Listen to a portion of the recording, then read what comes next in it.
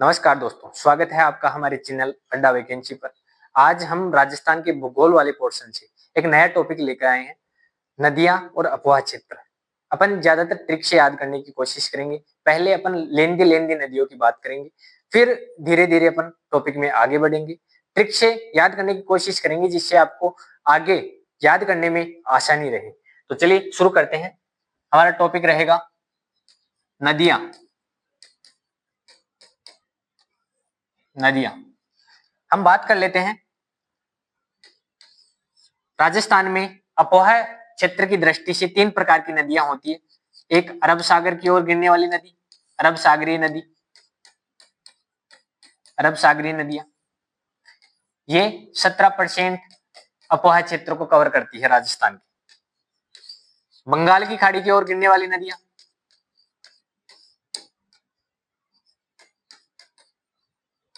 यह राजस्थान के 23% क्षेत्र को कवर करती है। और लास्ट में रहेगी हमारी अंतः प्रवाही नदियां। ये राजस्थान में सर्वाधिक क्षेत्र 60% को कवर करती है। तो अपन ने बात की अरब सागरीय नदियां, बंगाल की खाड़ी की नदियां, अंतः प्रवाही नदियां। इनके कुछ नाम आपको याद करने होंगे। अरब सागर की ओर गिरने वाली नदी जिनमें लूणी नदी कच्छ के रण में गिरती है, पश्चिमी बनास नदी कच्छ के रण में गिरती है, साबरमती नदी खंबात की खाड़ी में गिरती है, और माही नदी जो खंबात की खाड़ी में गिरती है। आगे बात करें बंगाल की खाड़ी की ओर गिरने वाली नदियां जिनमें चंबल प्रमुख है। चंबल की एक सहायक नदी है बनास, बनास, बाणगंगा, बाणगंगा, और एक नदी आती है गंभीर नदी, गंभीर नदी। ये बंगाल की खाड़ी की ओर गिरने वाली नदियां हैं। अंतः प्रवाही नदियों में अपन पढ़ेंगे घग्गर नदी, घग्गर नदी, कातली नदी शेखावाटी वाले रीजन में, काकनी या मसूरदी नदी जैसलमेर वाले रीजन में, रूपारेल नदी उदयनाथ की पहाड़ी अलवर से, साबी नदी सेवर की पहाड़ियों से। और बात करें अपन मेंथा,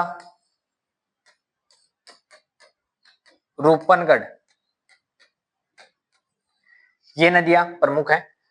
तो अपन ने बात की अरब सागरी नदियां जो 17% प्रवाह क्षेत्र को कवर करती है, लूनी, पश्चिम बनास, साबरमती, माही। बंगाल की खाड़ी की ओर प्रवाहित नदियां और अंतः प्रवाही नदियां। तो आगे बात करें अपन, आज हमारा टॉपिक रहेगा अरब सागर की ओर गिरने वाली नदियों में लूनी नदी। तो चलिए शुरू करते हैं। लूनी नदी, लूनी नदी, लूनी नदी को अन्य नामों से जानते हैं लवणवती, लवणवती।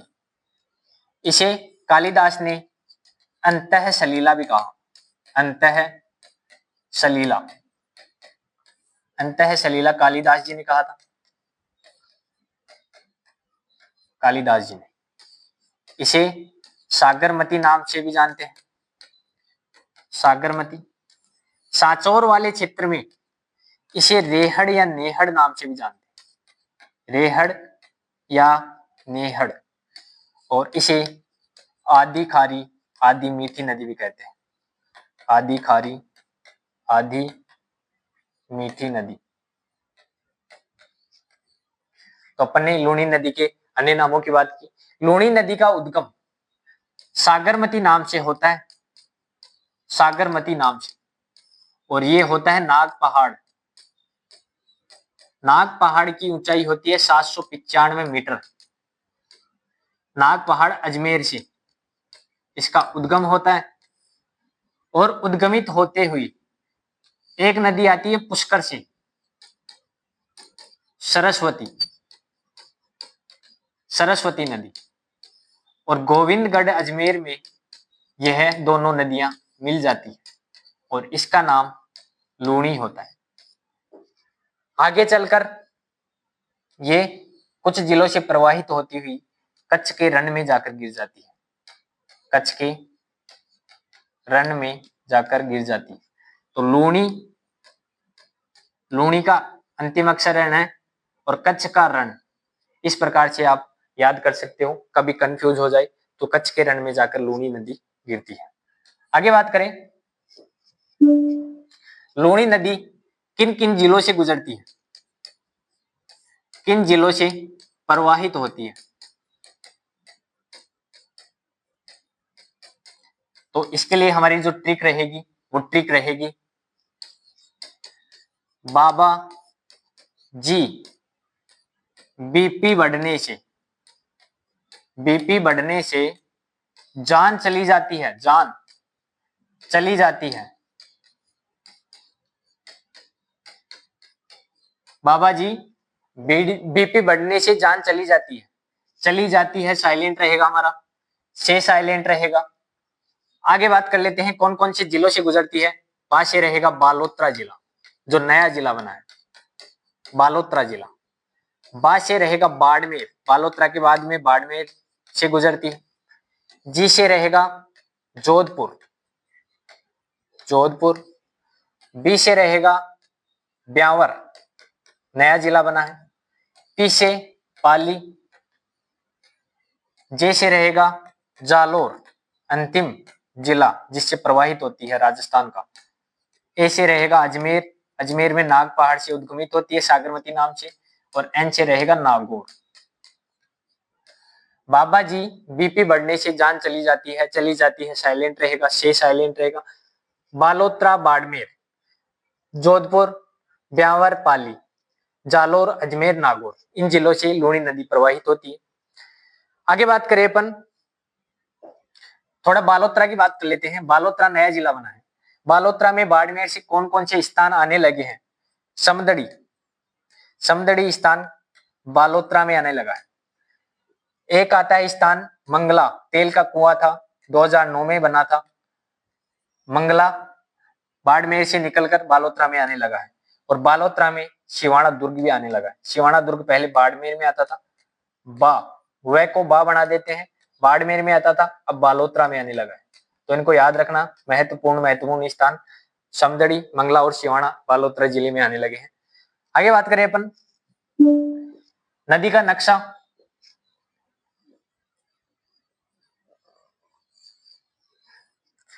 कच्छ के रण में जाकर गिर जाती है, रण में शुरू होती है नाग पहाड़ से, सागरमती नाम से। और फिर एक नदी आती है सरस्वती गोविंदगढ़ में, और फिर इसका नाम हो जाता है लूणी, गोविंदगढ़। फिर नागौर से गुजरते हुए पाली और ब्यावर, जोधपुर से गुजरते हुए बालोतरा बाड़मेर और जालोर से होती कच्छ के रण में गिर जाती है। अपन बात करें इसकी सहायक नदियों की। पहले आजकल एक कोर्स होता है नीट का, पहले इसे बोल देते थे एमबीबीएस का कोर्स, एमबीबीएस। इससे हमारी ट्रिक रहेगी एमएलबीएस, एमएलबीएस। बी की जगह अपने एल किया है, मात्र बी की जगह अपन ने एल किया है, तो एमएलबीएस। मैं से रहेगा मीठड़ी नदी, एल से रहेगा लीलड़ी नदी, बी से रहेगा बांडी नदी, और एस से रहेगा सूकड़ी नदी। तो ये ट्रिक थी हमारी। अब ट्रिक से अपन देखेंगे इनका क्रम। पहले एम, एल, एल, बी, और फिर इधर आएंगे S, M L B S. ये प्रमुख सहायक नदियां थी, सूकड़ी, मीठड़ी, लीलड़ी और बांडी, जो अपन ने यहाँ नाम लिख दिए हैं, आप लिख सकते हो यहाँ देख कर। और एक नदी आती है बहुत बड़ी सहायक नदी, जिस पर मारवाड़ का अमृत सरोवर बना हुआ है, जवाई नदी, जवाई नदी। जिसमें एक नदी सिरोही से आकर गिरती है, खारी नदी, खारी नदी। और एक नदी जालोर से जसवंतपुरा की पहाड़ी से शुरू होती है, जसवंतपुरा पहाड़ी, सागी नदी। और वो जालोर से शुरू होती है और बाड़मेर में आकर लूणी नदी में मिल जाती है। ये बाड़मेर में आकर मिल जाती है लूणी नदी से। तो जसवंतपुरा से शागी नदी जालोर से निकलकर बाड़मेर में आकर लूनी नदी में मिल जाती है। खारी नदी शेरगांव सिरोही से शेर और से ही सिरोही से शुरू होती है। और जवाई नदी मर, जवाई नदी ट्रिक रहेगी जे और जी दोनों सेम से है। तो जवाई नदी गोरैया गांव बाली तहसील, और बाली तहसील है पाली में। तो ये सारी नदियां हैं, लीलड़ी को छोड़कर अब लीलड़ी ब्यावर में आने लगी है। बाकी ये सारी नदियां पाली से उद्गमित होती है। तो ये भी पाली से उद्गमित होती है, गोरैया गांव से, बाली तहसील पाली से। और पाली के बाद में जालोर से गुजरते हुए बाड़मेर में जवाई गुड्डा बाड़मेर, जे और जी से गोरैया गांव से शुरू होती है और गुड्डा बाड़मेर में जाकर लूनी नदी में मिल जाती है। और सायला गांव जालोर में सिरोही से एक नदी आती है शेर गांव से, खारी नदी, वो सायला जालोर में इसमें मिल जाती। जवाई पर सुमेरपुर पाली में ही एक बांध बना हुआ है जिसे कहते हैं जवाई बांध। ये बना हुआ है सुमेरपुर पाली में, और इसे मारवाड़ का अमृत सरोवर कहते हैं। मारवाड़ में वैसे भी पानी की कमी है, तो पानी जहां भी दिख जाए वो अमृत के समान रहता है, तो इसे मारवाड़ का अमृत सरोवर कहते हैं। मारवाड़ का अमृत सरोवर कहते हैं। सूकड़ी नदी देसूरी, सूकड़ी में भी सु आ रहा था, देसूरी में भी सु आ रहा था, तो देसूरी पाली से तो उद्गमित होती है सूकड़ी नदी। और ऐस से ऐस में जाकर समदड़ी जो पहले बाड़मेर में आता था अब बालोतरा में आता है, नया जिला, तो बालोतरा में जाकर लूनी नदी से मिल जाती है। देसूरी पाली से सूकड़ी नदी निकलती है और इस पर एक बांध बना हुआ है जालोर में ही। ये पाली से जालोर से होते हुए बालोतरा में जाती है। जालोर में इसमें बांध बना हुआ है, उसे कहते हैं बांकली बांध। बांकली जालोर, बांकली बांध जालोर। आगे बात करें मीठड़ी नदी मंगला, एम से एम, मंगला बालोतरा में जाकर लूनी नदी से मिल जाती है। लीलड़ी नदी भी पाली में जाकर मिल जाती है और बांडी नदी भी पाली में जाकर लूनी नदी से मिल जाती है। बांडी नदी पर एक बांध बना हुआ है पाली में ही जिसे कहते हैं हेमावास बांध। हेमावास, वाह को बना देंगे अपन बा का मतलब बांडी, तो हेमावास बांध पाली में लूनी नदी पर, लूनी की सहायक नदी बांडी नदी पर बना हुआ है। और एक नदी आती है पाली से ही गुहिया, जो बांडी नदी में मिल जाती है, यानी बांडी नदी की सहायक नदी है गुहिया। ऐसे ही जवाई नदी की सहायक नदी है खारी नदी। बांडी नदी को केमिकल रिवर भी कहते हैं। बांडी नदी पाली से उद्गमित होती है।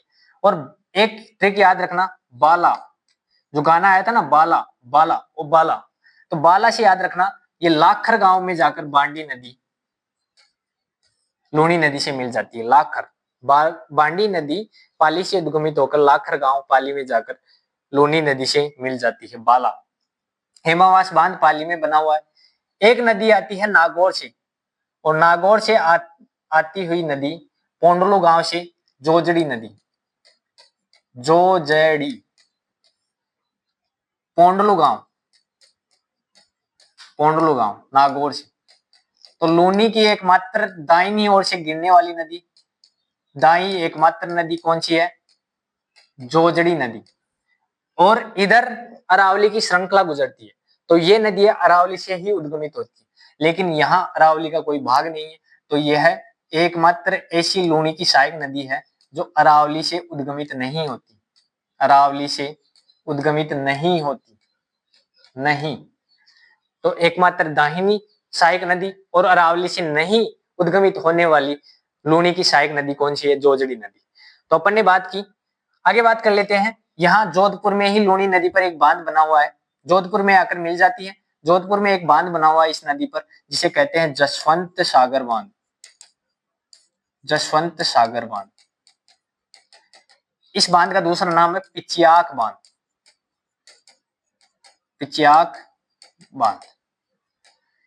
तो अपन ने बात की कितने बांध आए इसमें, एक तो हेमावास बांध, एक जवाई बांध, एक बाकली बांध और एक जसवंत सागर बांध। इनको एक जगह लिख लेते हैं, लूनी नदी और उसकी सहायक नदियों पर बने बांध।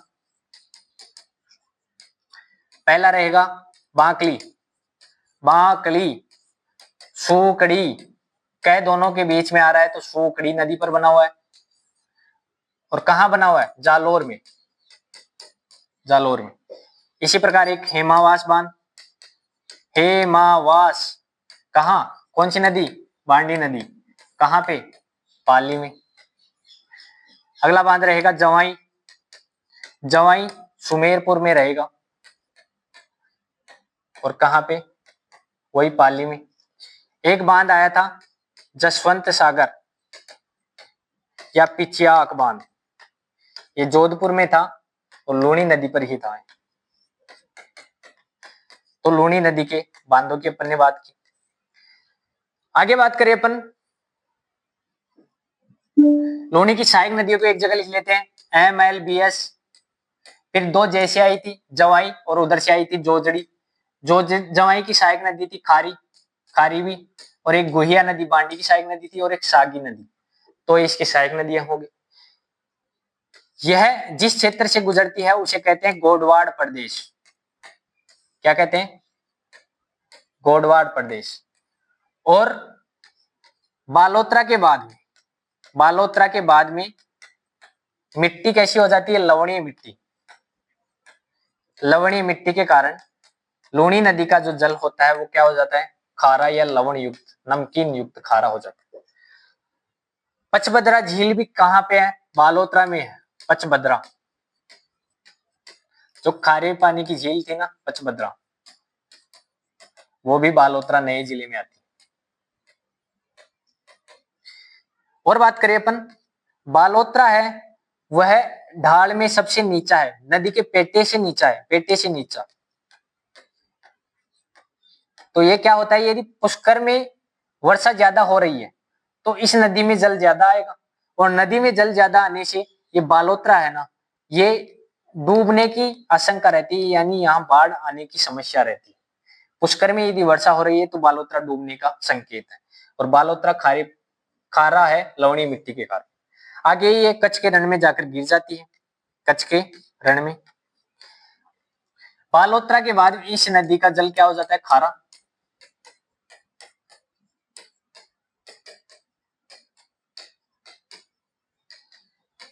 और बात करें अपन लूनी नदी